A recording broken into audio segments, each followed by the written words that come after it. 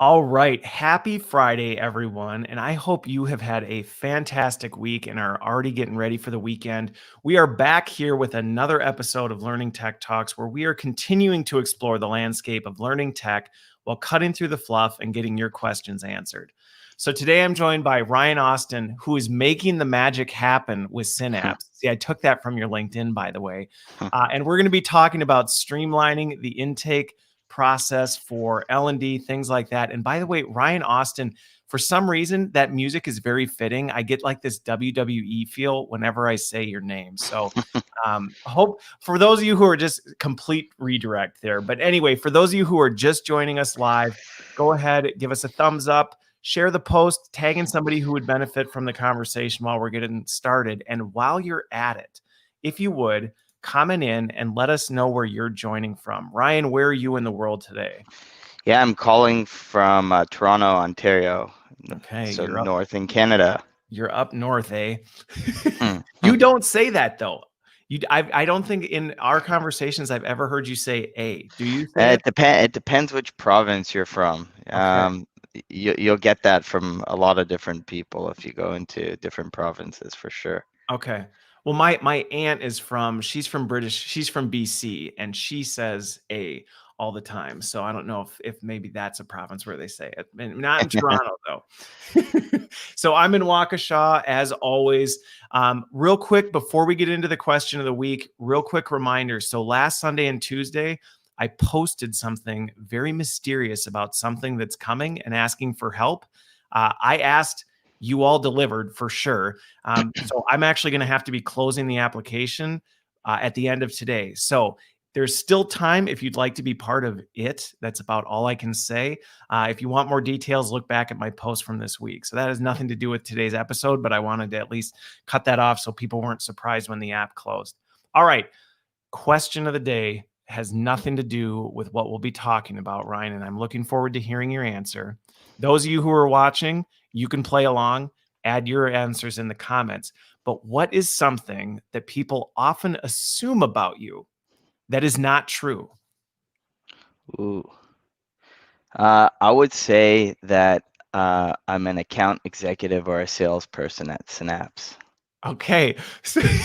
So in what scenario does this pop up? Like you're at the pub or something like that and people go, oh, you're an AE, or like when you contact people?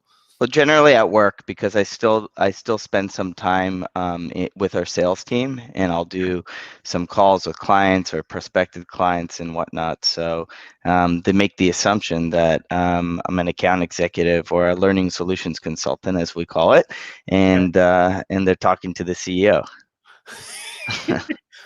Do you just let people go with it? Yeah, for sure.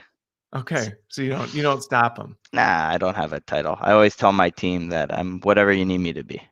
Okay. Well, actually, what's funny about that answer is you'll see there's actually a relation to what mine is going to be. Okay, so mine is people assume all the time I go by Chris.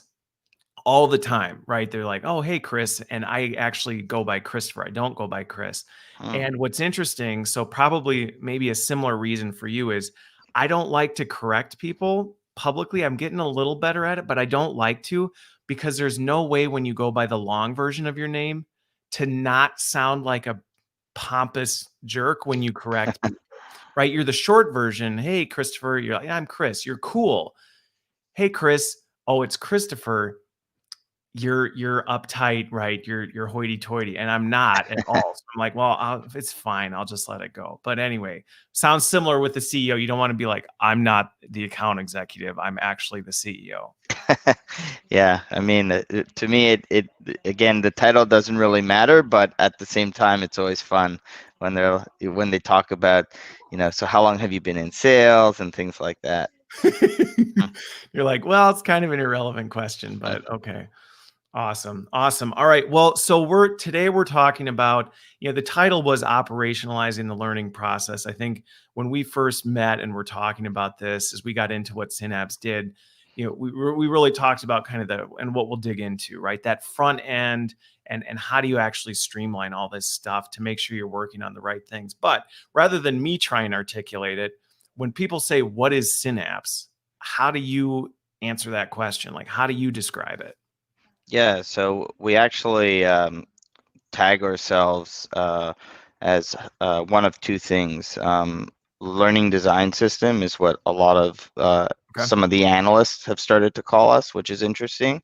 But internally, we'll talk to people as learning and development productivity software, Okay. and really explain how we help them do three things: manage the intake process, so being able to manage requests from their business partners in a consistent way, so it's not ad hoc, it's organized, it scales.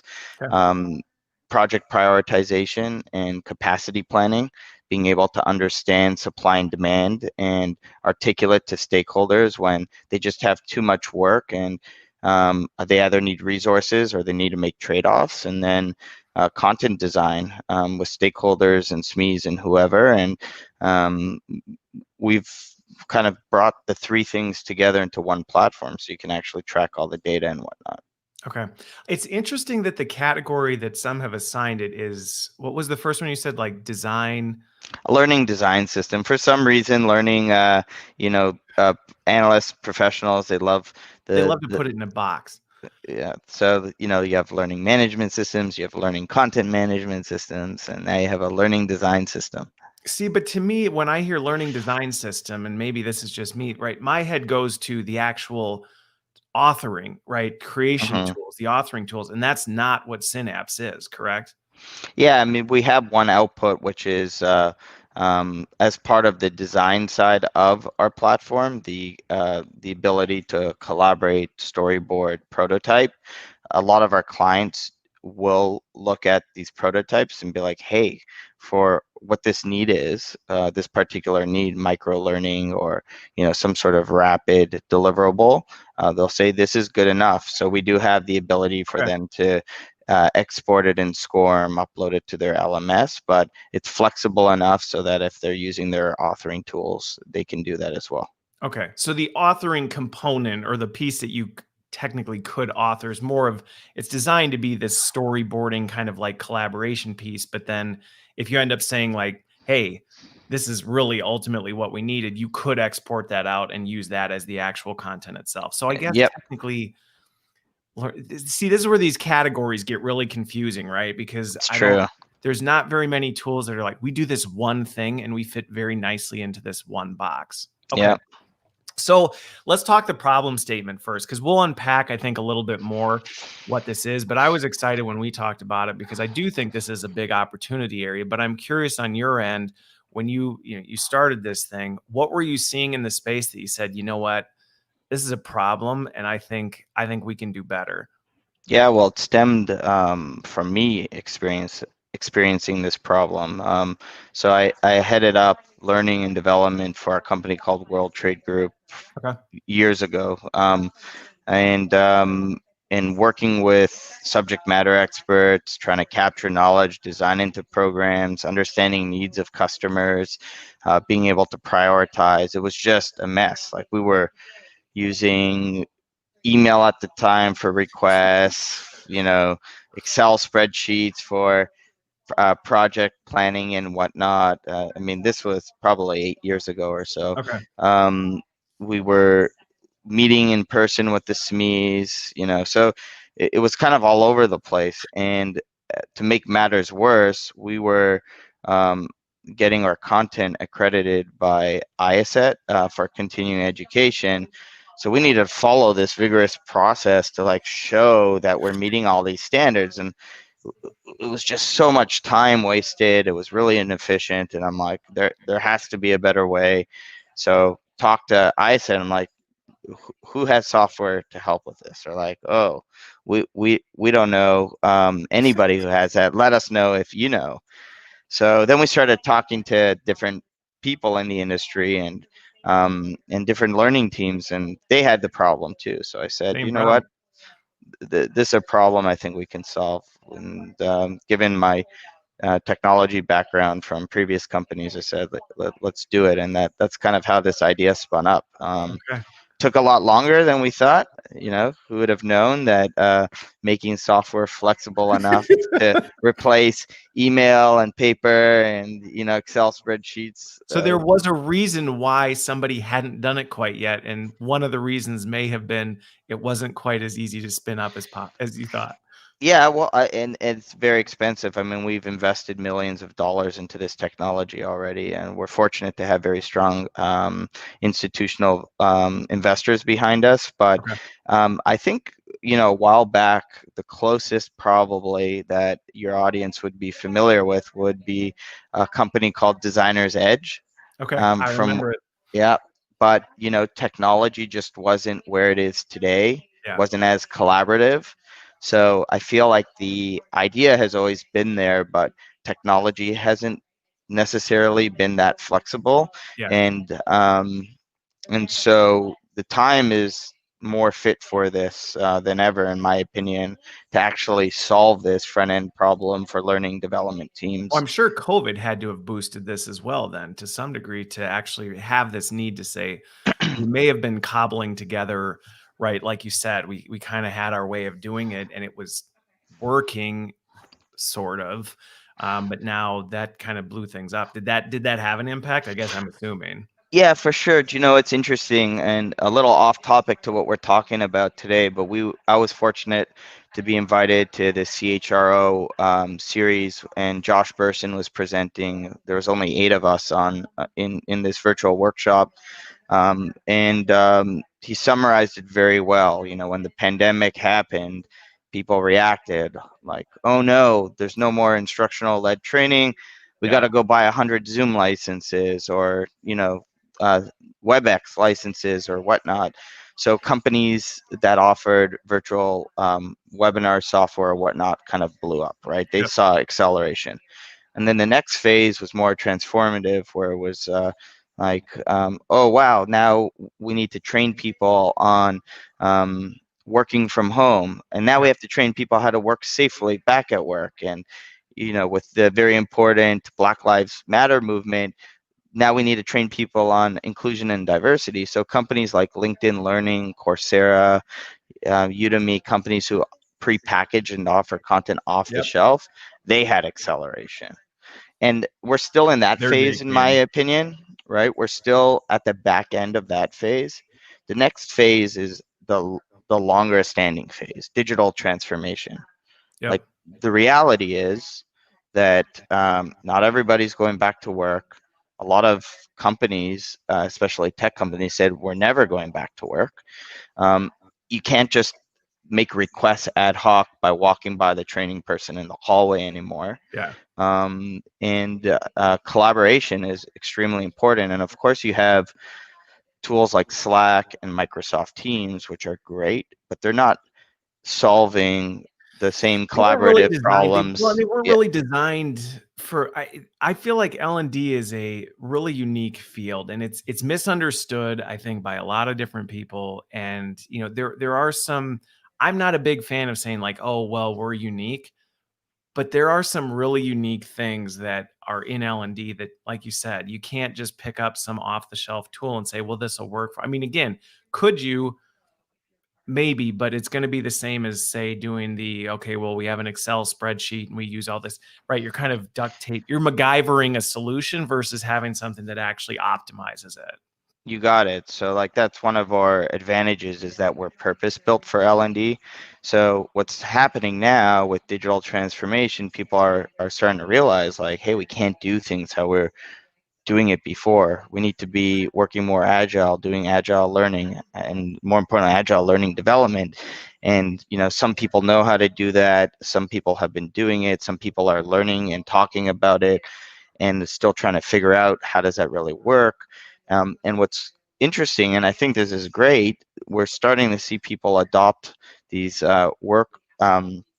workflow technologies or Yeah. workload technologies like Asana or Jira, which is meant for engineering software I know, teams. right? You're seeing a lot of these things blow up. Yeah, Trello, Monday.com, and Smartsheet, things like that. they Yep. work well, but they don't cover the full L&D process, because these are tools that are meant for all projects across the organization. Yes. And like you said, L&D has very specific things to deal with, like how do we standardize adult learning principles so that we have quality learning and Right. teach people how to do these things, but in a more digital, Yep. streamlined way. And so by Synapse being purpose built to solve these problems, we can invest money and R&D into these things so Into a that very specific thing. exactly right. Yep.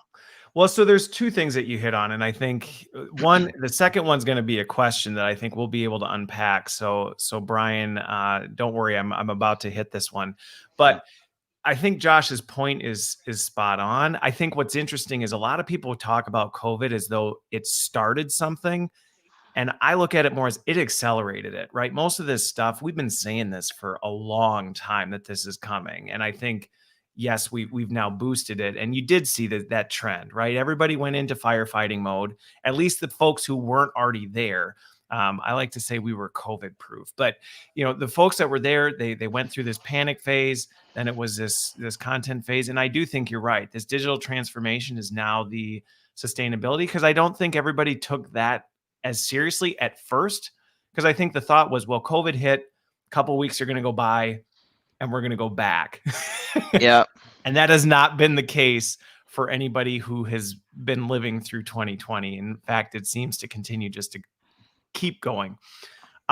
So with that one, though, a question that Brian asked, and actually I can say, having led L&D teams, I've had to tackle this with teams, is that a lot of times there's pushback when we talk about, hey, let's create a standard process for L&D, or let's try and streamline what this is.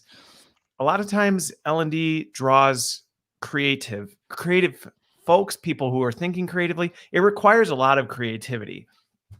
And sometimes process can feel very stifling to say, well, when we try and operationalize this, we lose the creativity.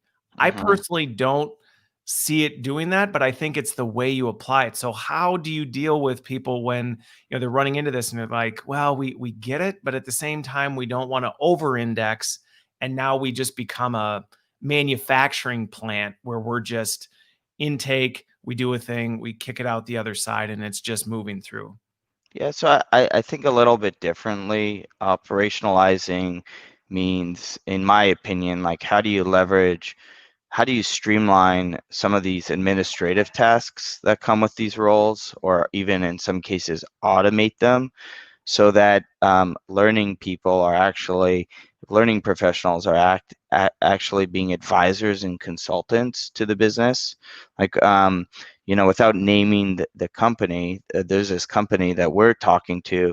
There's two L&D managers and a VP of L&D, and the L&D managers are um, they're writing content in Captivate, for example, and trying to make it look pretty. And we're talking to them, and we're like, dude, the learners really care how pretty it looks. Like, is the content relevant to them? Is it solving a business problem for them? They're like, for this one, yes. And we're like, so think about when we're learning, we're going to Google, we're Googling things, we're reading articles, we're watching short videos.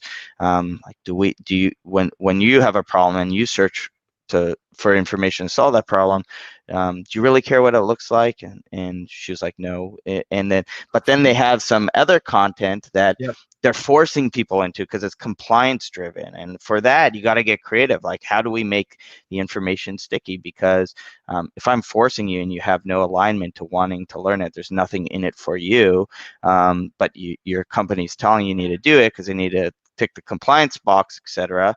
Well, then for sure, like, might as well make it fun, or try and come up with a strategy or solution so that it does become Mitigate the sticky. pain a little bit. Yeah, for sure. So, but so I look at this to answer the question, operate to to streamline the processes and to automate them, but not take away the creativity side of things. So, we were careful in designing our software to be able to do that, so that if some people really need things rapidly, they have more templated Yeah. options that they could do, but um, giving the ability to be flexible enough. So if you want to use Articulate, you want to use Captivate, you want to use Vin or any of these other softwares, you can still do that and upload it as a deliverable. But Yeah.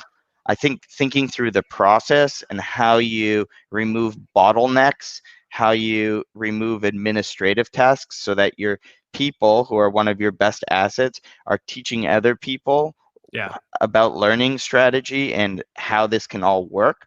That's where they're best served their time, not writing content, but teaching other people to write content and mentoring them to do it Yeah. and whatnot. Well, it's about focusing on the higher order things. And I think one of the things you hit on there that because I've run into that too, right? Where it's well, I feel like this is stifling my ability to be creative, right? Even you start talking about templates, you run into the same thing. And I think I always look at things as like there's the iron triangle, which is what you're getting at, right? It's like, well, Hmm. how fast do we need to do it? Quality, like what is the problem we're trying to solve, and where do we want to index within the iron triangle of what we can do and what's most important? But I think what you're talking about with optimizing the process is that it's a similar pushback you hear to automation, right? Where Hmm. people are, well, I don't, automation takes away from what I do. And I would say, no, it doesn't. So, to the creativity piece, optimizing your L&D process doesn't necessarily remove any of the creativity from it. It actually can open the door to do more of it because you're not spending your time on these mundane tasks, the inefficiency you described in the beginning, right? Well, we got to fill out this Excel sheet and then we got to put it on SharePoint and run over. That's time wasted that you could be investing in being more creative, improving the UX. Like, what are you doing to do that kind of stuff? That's my take on it. Hmm. And there's different roles too on the team, right? So somebody who True. is being the has the creative aspects is probably a designer, learning experience designer or whatnot on the team.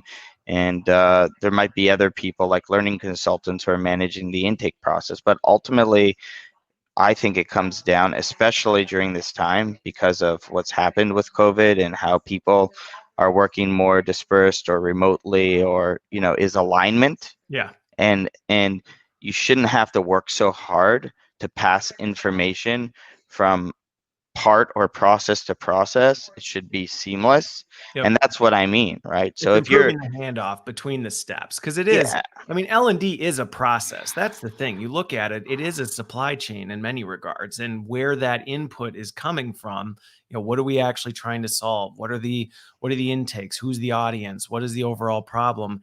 Handing that off to a design team to say, now let's create a solution for that. There's a lot of waste oftentimes in that handoff. And yeah. also, I mean, if somebody's watching and they're this person, let me know. But I don't know anybody who has ever said, what I really love doing is searching 100 different places to try and bring in all the feedback on the design of something to try and fix it. Right? That's That's not usually exactly something it. people are super excited about. And we're only talking right now about newer requests, right? Like Right? what about inventory management? So if you're getting requests 3, 4 years from now, like you want to be able to, at a click of a button or a quick search, be able to see anything that's ever had similar keywords, where you Yeah. can click into it, see who's worked on it, see what tasks were focused on, what content is linked to that, so that you can start reusing and repurposing stuff too, right? Yeah. Like if people leave, you should still be able, if somebody You leaves the should have at least company, some insight into well, and what's interesting, I actually made a post about it this week, and it opened up a dialogue where, right, sometimes it's like, well, that stuff from 4 years ago it's irrelevant or it's garbage now. We wouldn't want to use it. We'd rather start from scratch. And my response to that is maybe you still would, but knowing it was there and having some insight into what it was or where it came from, so at least you can learn from what it was. And yeah, maybe you still end up starting from scratch, but at least you're making an informed decision on that versus assuming you need to start from scratch when maybe you don't. yeah. Yeah, and there's bits and pieces that you'll be able to pull, right? So Right. there's Even in all terms the of knowing who the people were they worked with or what function. I mean, there's a lot of that stuff that, having that tribal knowledge, which that's, I think, one of the problems that you're talking about addressing is so often in our functions, all this stuff is tribal knowledge. It's based on, who knew what, who was involved in the project at the time, who was in the meeting that, was there. And now that's all gone if somebody leaves or just didn't communicate. Yeah, no, you got it. So, I mean, we're talking about all the problems that come up in the front end Yeah. side of the learning development process. As you mentioned, it's like a supply chain. Downstream, and I'm happy I actually Yeah. have a Pull it slide up. on. You've got a visual that kind of highlights how this fits in. Yeah, so There we go. yeah, if you pull that up, so downstream, I mean, we have hundreds of vendors and tools for authoring and for learning management systems. They're Yeah. purpose built to solve the problem set. So what amazed us is that there is no purpose built solutions to manage the supply chain part of Yep. learning development, right? So Which people has are, dire consequences, by the way, right? When you when you make mistakes up here, the trickle down effect just continues to accelerate. and that's why learning teams often say we have too many requests, not enough resources. But you need to also think about how do we optimize how we work, especially in this time of digital transformation, so that we are streamlined, we are able to measure capacity. And if you do this part properly, you don't need to have data analysts exporting spreadsheets from all these different areas trying to create these models that you can only run monthly. You can actually run real-time reports to see, like, measure supply and demand. Are we taking on too much? How do we reprioritize things that might be more important than things we're currently working on? And more importantly, how do we visually show these business cases to stakeholders to show them the value we're creating in the organization? And that comes from intake. If you have people saying, we need help here, but you structure it in a way like, what value will this create for the organization? And they fill it in, and then you prioritize that and you run it. You can actually go back to those business customers or business partners and build a business case on, like, what value we've created here, Yeah. right? There was one we were talking to with somebody about, one of our advisors, I think you've had him on your show, is Area 9 Learning, Yeah. Nikau, right? Yep. So he's on our advisory board, and I think he was telling me about a customer story about an airline company that needed to reduce the support tickets or something like that. So, Okay. being able to measure before and after, that's learning impact, right? So being and so if you tie all this data together, it doesn't need to be that hard. Like, you can spit out reports that do that for you, and then you can use that to build your business cases and also build your budget, your cases for budgets. Yeah. If you're able to show we have too many Here's requests, the volume of stuff exactly. exactly, right? Yeah. Then now you can sit down with a stakeholder and say, here's everything we're working on, here's everything that we're getting requested to work on. We can kick stuff back to the business partners, we can hire our vendors, but ultimately, we think we need more budget, and this is, if you give us Here's it, the this is data to what support it. exactly, right? So, and this is how Well, I we'll think impact the what you're organization. talking about, right? It's one of these problems I've heard probably my entire career in the industry, right? We often talk about wanting to have a seat at the table. We want to be a strategic business partner, things like that, but we don't necessarily always act and operate in that manner, right? When you look at businesses and the way business makes decisions, it's around, well, what really, are the things we're setting out to do? What type of resources? How do we project? How do we forecast what that is so that we can do resource planning and budget planning around that versus kind of waiting until things hit us and then scramble to figure out, okay, well, what do we do? And then it can actually help us have a more business focused conversation and showcase, well, and here's what you're going to get for that. I need more budget or I need more resources because our current volume is this. These are the problems we're solving. We want to go 20% more than that next year. To do that, we're actually going to have to do this to quantify it. Hmm. Exactly. But it's hard to get that data when you're working in silos in these different parts. Yeah. And really, this needs to be together. So when you bring it together, as you mentioned, like that's when the magic happens, right? I That's took what that my from your LinkedIn, right? well, That's your that's why I LinkedIn talk about it. tagline, like That's making why I talk magic about it. happen. So not Yeah. only are you like a WWE fighter, you're also a magician. Do you know what's funny? I have an uncle, and his name's Steve Austin.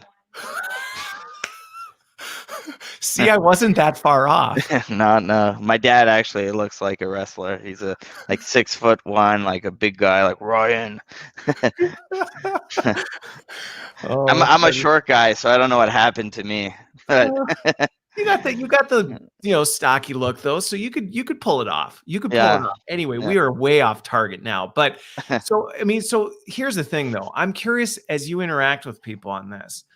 What we talked a little bit about how the tech has matured. I am curious what has matured a little bit about it that has now made this more feasible. So I'm going to pull this down and we'll if there's some other slides we can talk. But I'm curious like what you've made some heavy investments into this. How has the tech really moved to help enable it? yeah. So I think it stems back from when Trello first kind of Okay. came to fruition, right? With the concepts of Kanban boards and Yep. whatnot, um, and and just looking at project management altogether in a much easier way. Okay. And then you had companies like Slack come out, and now Microsoft Teams, which is making an amazing impact in enterprise. But with collaboration and the concept of like, Okay. replacing email, like you shouldn't have to email back and forth 15 Yeah. times to have a quick conversation, right? So I think a lot of enterprise SaaS applications have adopted these types of ideas and concepts, but tweak them in a way to solve specific problem sets. Okay. So you're starting to see software solutions that solve real problems for specific things, right? And Chrissy, our CMO, she always says, everybody, you don't buy software unless you're trying to save time and money. So Right. time and money shouldn't be the real value add. So what else does the software do, right? So in Synapse, it's about doubling capacity, doubling productivity of your team, Okay. taking all these administrative elements out of it and doing it in a way that's simple, similar to tools that you already use and love, but purpose built. And I can walk you through a couple slides if you're interested. Yeah, Just well, and the other thing too, before we pull that up, well, actually, no, let's pull this up and let's talk about this a little bit because I think it is interesting that you bring this up because I have seen, and this was pre-COVID, but I think very recently the things you've hit on have exploded, right? This whole digital collaboration, how do we do this in this new world? The seamlessness of that and actually bringing project management and agility to life in some ways in a digital way versus the way it was done before. So I'm curious, what are we looking at? Yeah, so this is just a planning board, for example, in Synapse. Everybody's familiar with Kanban boards. You see them a lot in a lot of applications. But again, purpose built, right? So in Synapse, when you have requests come in, they come into your board, and then that way you can move them and convert them into projects or whatnot. But Okay. when you flip open the cards, you can see that there's very relevant things to instructional design or to requests, and you can manage these things from in here as well. Bring in your team, right? But Okay, so it's then designed around the L&D piece versus just, I mean, because yeah, you can do some of this stuff, but some of our needs are unique. yeah, but this already helps to start solving the whole request submission, the whole inventory management challenges, the whole who's working on what, getting that Okay. visibility and alignment, and structuring it into whatever process you follow, whether it's SAM, ADDIE, these can be customized to your process so you can move it. Now, the request side is really interesting because we give free software to your business partners, to your requesters. Okay. So they can basically, and it's branded to them. We just have the logo here for the time being So this is for this this. would be the actual like subject matter business partner experience that we're looking at now. Yeah, so it works off of a deep link that's you can embed it anywhere. It works with single sign-on, etc., for a good user experience. But when they click on it, think of it in the flow of work. So sometimes we say, if you want everybody to fill out requests, which is not generally what happens, you can put in your LMS if you're trying to get people to come more to your LMS. You can put it in a Slack channel. You can put in your email signature. Or if it's specific business partners, just send them the link and tell them to bookmark it and say, when you have a request, click here. But it takes them to a request portal, and it's two-way. You can actually have two-way communications to do actual discovery. Okay, And it so it's not also, just a one-way form that then's coming and feeding in. exactly. And what's awesome about it is as L&D starts to move it in their queue and through their stages, it notifies that business Oh, so partner. they can actually follow the progress of their request. You got it. So that way you have true transparency and visibility into the partnerships together, right? So that's kind of the request side, and then the content side is that whole. It's kind of like a TurboTax way of designing and storyboarding. Okay. Use templates to standardize workflows, and the workflows guide people to design content. But again, if you're worried about creativity, you can still have certain designers be able to upload their own stuff using a different tool, so that you're not taking away that creativity, but you're still operationalizing, I whatever. I made it as an extremely difficult word to Seriously. say so that you would trip like that. So you're welcome. Operationalizing, there we go, the processes, right? And so Got it. So if they are doing some of this content gathering or they have their own storyboard tool that they prefer to use for that, the designer can actually pop that in there for the subject matter or business stakeholder. Look, it's not necessarily you have to use this for doing that, but use this to kind of bring it together. yeah, so it depends how much you want to standardize, right? Okay. And that way it fits into your culture too. If you want to go further, which a lot of our clients do, then you can start storyboarding it like this. And what's cool is, as you're adding and storyboarding assets, we're building this asset library in the background, right? So Okay. all these things become searchable and reusable. So So it's almost to some degree almost populating an LCMS type capability where these assets are now usable for other things, yeah, correct? very, very lightweight. It's just about, because it's just storyboarding, most people don't Yeah. actually go full to production, but you can at the same time, Okay. right? So yeah, and then giving you reporting capabilities.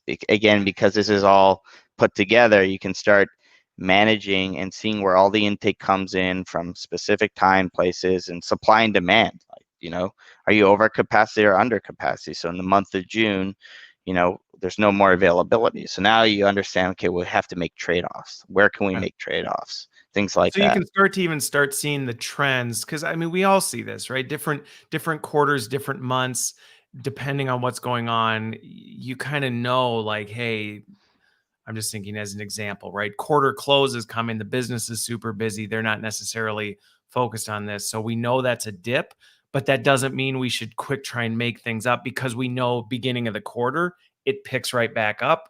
And if we do too much, we're actually going to be over capacity. Exactly, and visualizing this in very simple way. L&D is already busy; things change daily, so you just need to get this stuff on the fly. And so this isn't meant to be a sales pitch for Synapse. Just easier to No. show you visually how we recommend doing it and how we systemize it in the processes in one place. But we've seen some people try to make shift using different tools, Well, I and think that's whatnot. right. I mean, that's the point of the show, right? I mean, it's not a sales pitch, but the reality is this stuff, regardless of how you're pulling it off, is critical. And I do feel like it's a big gap in our industry because we are trying to cobble it together or worse, not doing anything with it, which is even more dangerous because then how do you know what you're working on and prioritization, all this other good stuff. So I think it is valuable to, right,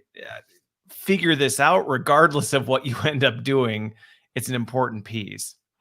Yeah, it's just about really just figuring out how do you streamline these parts together, how do you empower your people to focus on more strategic elements that will provide the business value and less administrative tasks? And how do you get this all working together so it does become an engine, not to take away from anything creative or whatnot, but No. again, to just double, triple capacity by removing bottlenecks. And remember, you're already doing it with authoring.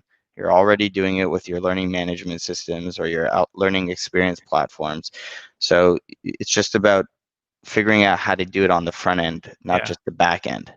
Well, and I think, one of the reasons that I thought this was such an important topic is a lot of times we get focused on the right because cleaning up your operations and your process, that's not like the fun whiz bang, right? Like stuff to talk about necessarily. That's not the pretty user experience kind of end design stuff that a lot of people like to focus their attention on. But the reality is, this is what we were talking about earlier, is the fact that the downstream effect of not doing this well can be catastrophic, Mm-hmm. right? I mean, it can be absolutely catastrophic to an L&D organization because like this is the kind of stuff that ends up resulting in massive impacts to resources, budget, things like that when you can't quantify, well, what are we working on? Why? What is the amount of time and effort that's going into this? What value are we getting out of that? If that's broken on the front end, you're just going to continue to break more pieces down the supply chain and end up with a broken product at the end. So I think that's where, sometimes it's easy to overlook because we're caught up with some of the other more fun kind of end stuff versus cleaning up the front. Yeah, and think about by not having that visibility or alignment because you can't see into the process, you might not even know when it's broken and people are continuing to work, right? So And work really hard, right? That's the other thing. You're putting a lot of time and energy into things. You may not even realize you're working on something that's broken. yeah, imagine being a designer creating content and then you think it's finished and you go to show it and like it's not truly aligned to the need, but you Right. didn't have full visibility into the need. It's there's broken telephone along the way. That's demotivating to that person. Like they probably did their job well and they're kind of throwing their hands up like, well, Yeah. Well, there's nothing what worse than you've put all this effort, you've made this thing that you think is exactly on target, and then you bring it in front and it just gets, I've been there, it gets ripped to shreds and you have no insight into why because you're operating off the information that you have. yeah. It's not a fun conversation to have. No, and it's an important job. I mean, learning professionals, like we're seeing some amazing content from our clients being produced. We work with the National Firefighters Council, for example, and we've seen like content around like really important stuff for firefighters and emotional behaviors and things like that. And it's just really impactful. And then we see things that have that are being produced that are extremely helpful to companies during this time of COVID, et cetera, right? So this is important work and it's about empowering people so that you can just get it done the first time, get it right, remove the bottlenecks and be as efficient as you can. And that more important than anything is that they're not going to have burnout, right? Yeah. Like we're in a time right now, and this is a true statement. Every learning department I talk to is saying we have more work. And by the way, our budget in 2021 is extremely reduced, Yep. but the work expectations, they're like, It's how are up. we going to do What are we going to this? do about it? Yeah, So it's actually driving us to, yeah. And I think efficiency is the only way we look at it.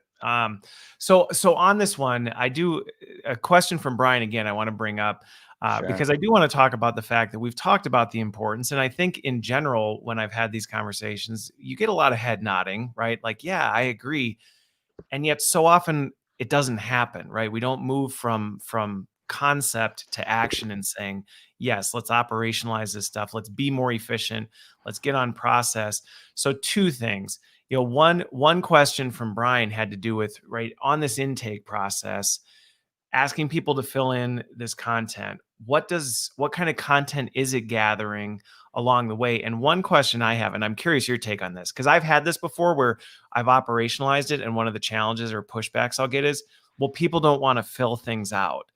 And my perspective is, if they can't take the time to fill something out, we're not going to take the time to leverage our resources to do something for it, right? There has to be some give and take along the way. But I am curious, to Brian's question, what does that intake look like? Is that customizable? What kind of things are you actually asking from people? And does it change along the way? Because what we need from people will evolve as you go.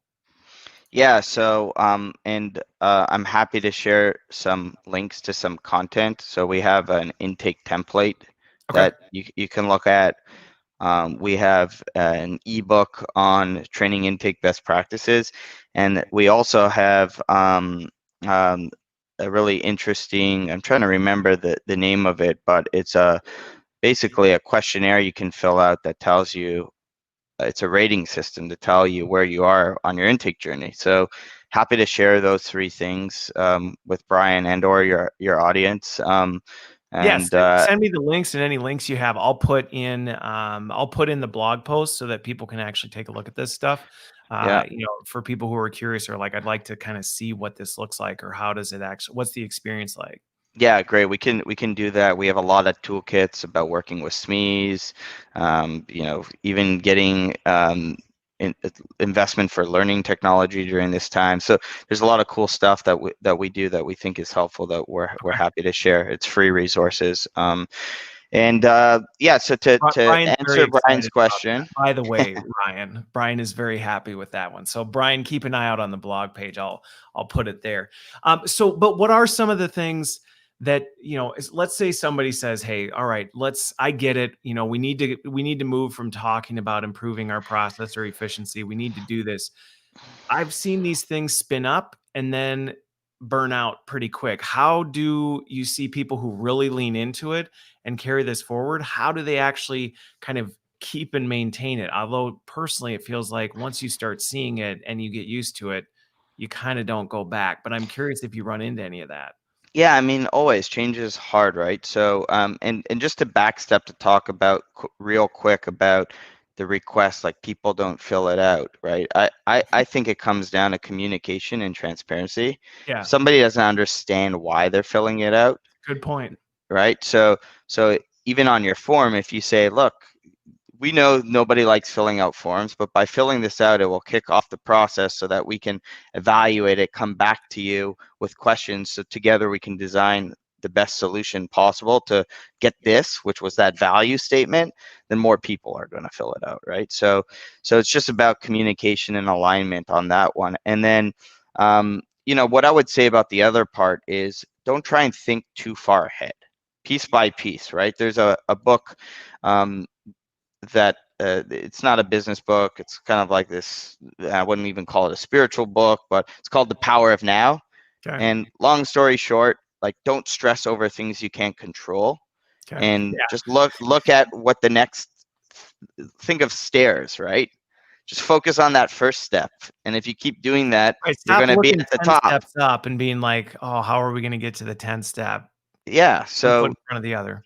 So the first part is that whole intake, right? So that you can better align to your customers, their needs, etc. So think about solving that part first, and then after that, it's gonna naturally. It's like, okay, now we solve that.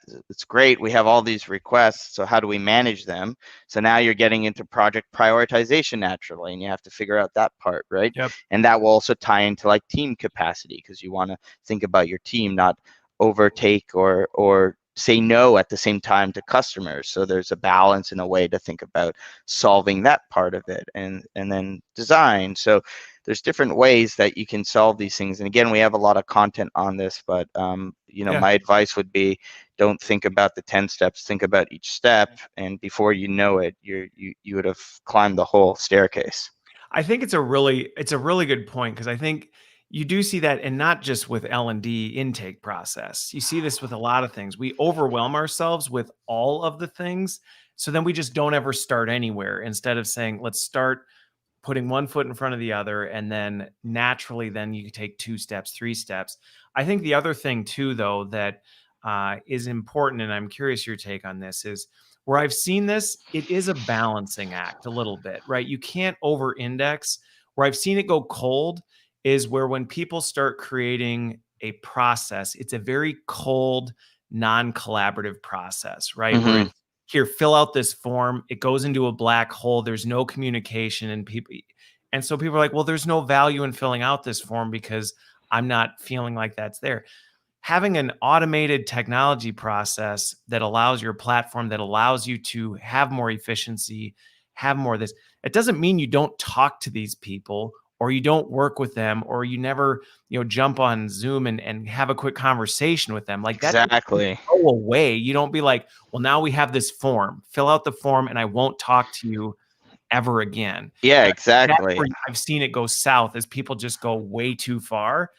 And then, yeah, it is going to fail. What I do internally, right? Because we have an office in Mexico, for example, and sometimes we have different holiday schedules, etc. So what I do is when an intake comes in, I'll schedule a Zoom meeting and we'll review it on Zoom using screen share and collaborate on the form. And then I'll just tag people using the comment feature saying, okay, your takeaways are to do this, this, and this. I've tagged you on it. Like, have it done within 2 days type of thing. And then they have the reminder there, but we're not taking the human element out of it. Yes. I think that's important. This a partnership. Requester and L&D, that's a partnership. So would you ever go to your partner and just try and eliminate the Fill out this communication? web We form. we all know where that will lead, right? Yeah, Hey, yeah. hey, I honey, don't think just that will go right. That fill in doesn't this go very form. well in L&D or anywhere else in life. So, Yeah. but I think that is an important clarification and an important point to make, because that's where it can go south, right? When you completely strip the human element out, of course you're going to piss off your stakeholders if they're used to talking to you and working through this, and now you just go, don't talk to me, fill out this form. That's not gonna go well.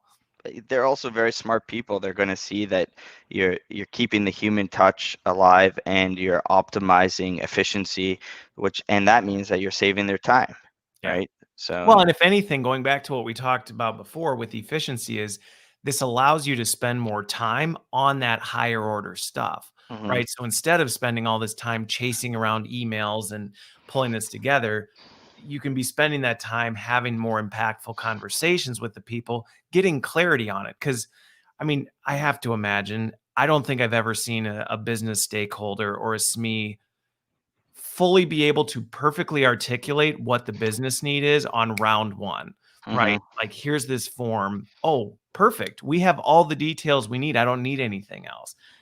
Maybe once Synapse is in operation, that happens, but I've yet to see where perfectly that No, execution it's happens. iterative. And that's the concept of agile learning, right? Right. And it's not just on the intake process, it's during the project prioritization process. You might have prioritized a project. It's okay to change your mind to reprioritize something else that might have come up earlier, right? It's like managing a roadmap when building products. It's the same kind of concept. And so every single part should, along the process, should uh, en- enable or allow for iteration. And Okay. so that communication, collaboration, iteration is extremely important. That saves time, because Yeah. if you don't do that, you're waterfalling this whole thing. Taking a waterfall approach, you need to take this agile approach so you can make corrections along the way, because you learn too fast. Yeah. So if you're not iterating, you're not learning, you're not applying the learning in real time, and you're actually, by the time you realize that there's changes need to be made, you'll be almost done the Too project. far Now you down. have to go Too all far the down way the back. line. Yeah. Exactly. It's again just creating massive, massive inefficiency throughout. So one Yeah. question I have, because there's a fair amount of people that tune in and listen. How are organizations or independents? I'm just curious, how are they implementing this, right? And the reason I ask that is from a right. If you have a nice central L&D organization, it makes pretty clear sense in terms of how this would. But are you having, how are there organizations you're working with where maybe L&D is pretty fragmented? How do you manage that from a license standpoint? Yeah. And I'm also curious, let's say you're independent or maybe you run a small business. Is this something that you can use? Is it possible to use that like outside of necessarily like one enterprise? For sure. I mean, doubling capacity is doubling capacity. It doesn't matter if you're one person or 10 people. Okay. The licensing is the same for one user versus larger organizations. We price similar to an authoring tool, right? Okay. So, except requesters get free software, and content contributors are also free, and collaborators and projects are free. So, think of the SMEs who just pop in and out or whatnot. So, people who are active users are using this to manage their work. That's how we charge, and it's not very expensive. It's about $1,500 for the year. Okay. In flexible payments, etc. So, but the use cases we're seeing are incredible. So the strong ROI metrics. But so any size team, efficiency gain, one person versus 10, that is kind of irrelevant. And then from a centralized to decentralized, it's flexible because it's per user. You can have different instance of Synapse for the different teams, or you can have Okay. different boards for different teams. So all the core data in the backend is still being centralized while people are working decentralized. Okay. Got it. Well, because I'm just thinking in large, big global organizations where you may have tons of teams all over the place doing different things, you have the flexibility to say, well, is there a big enough justification to have a separate instance? Or could we all be on one instance so we have greater visibility? Because I can tell you just from my personal experience, that's where things can get really messy, where it's like, well, we've got L&D people all over kind of solving the same problems, but we have no visibility into it. So we may actually be trying to solve the same problem 8 times with 8 different groups of people doing it, and we just don't even know what's happening. Mm-hmm. Yep. So, Yeah. and again, it's about taking the step-by-step approach. Not And trying to eat the whole elephant in step yeah, 1. we'll map that out with clients. We have a client success team that does something that's great is clients of ours never have to train their users. We do that for them. It's built into that pricing. Okay. And there's live chat support built into the application. So at any time you can connect with your extended member of the team, which is the client success person who we assign to work with you, and they'll do scrums. They'll help you come up with the implementation plan. They'll help you implement. They'll train the people. It's pretty cool stuff. So we're seeing really this doesn't have to be as hard as one might think. It's Yeah. I think and sometimes the idea of it is harder than the actual action of it. I think it's easy to get wrapped up in all of that. And again, like we said, you end up in analysis paralysis because you start overthinking, well, what about this? What about this? Versus just saying, why don't you just take the first step and then move yeah, forward? just start with intake, do that for a few months, get people used to it, and then you say, oh, now we're going to start managing the projects here. You start inviting them in, they start coming in, seeing how easy it is, and you start designing the content. Before you know it, you've digitized that process, right? So yeah, step by step, not getting analysis paralysis, not freaking out over it, and you'll notice the performance gains immediately on the areas that you're starting to transform. Okay. Awesome. Well, it's been fantastic, and I really appreciate, it was a while ago when we first chatted about getting you on the show. So I'm glad we've Well, actually finally the day has come and we've been able to talk about it because I think it is an extremely important topic, and now of all times, probably at an all-time high of importance in terms of being able to, I hate the phrase do more with less, but it's about gaining efficiency so that you're able to optimize your effort. It's not about just cramming more things through the funnel. It's about saying, let's strip out the waste so that we can use our energy on the best activities. So exactly. this has been awesome, Ryan, and I appreciate you taking the time. Everybody's very excited about the resource center, so I will make sure to include that and look forward to continuing the conversation to hear how you continue helping organizations with this and how the product evolves. Because I'm sure you've been on this journey for a bit and continue to learn more about how to optimize it. Yeah, learn every day, and excited about it. We have a responsibility now, so it's and we'd love to innovate with everybody in the industry to really solve this properly. Cool. Well, thank you so much for your time. Have a wonderful rest of your Friday. Thanks everybody who's been tuning in. Hopefully we got your questions answered. If you have any other ones, post them in the comments and I'll tag Ryan and we'll kind of try and answer any of those. But have a fantastic rest of your Friday and a wonderful weekend. Bye, everybody.